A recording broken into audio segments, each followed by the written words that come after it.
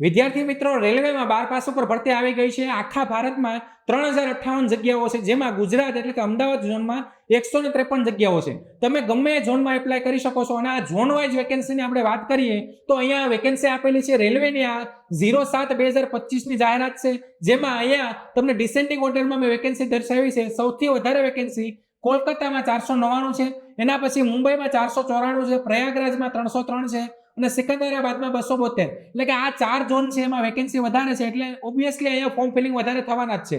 આ red zone જેવા છે. એના પછી આપણે વાત કરીએ તો આ બધા ઝોન એવા છે કે જેમાં સૌથી વધારે જગ્યાઓ છે, અને એમાં અમદાવાદ ઝોનમાં 153 જગ્યાઓ છે. સૌથી ઓછી જગ્યાની વાત કરીએ તો સિલિગુરીમાં 7 જગ્યાઓ છે. આમ કુલ ટોટલ જગ્યાઓ 3058 છે. તમે કોઈ પણ ઝોનમાં એપ્લાય કરી શકો છો. અને આના લગતી અને આના તૈયારીને લગતી કોઈ પણ માહિતી માટે તમે અમારા હેલ્પલાઇન નંબર ઉપર કોલ કરી શકો છો. અને આવે નવી માહિતી માટે જોડાયેલા રહો લક્ષ્યમ એકેડેમીની યુટ્યુબ ચેનલ જોડે.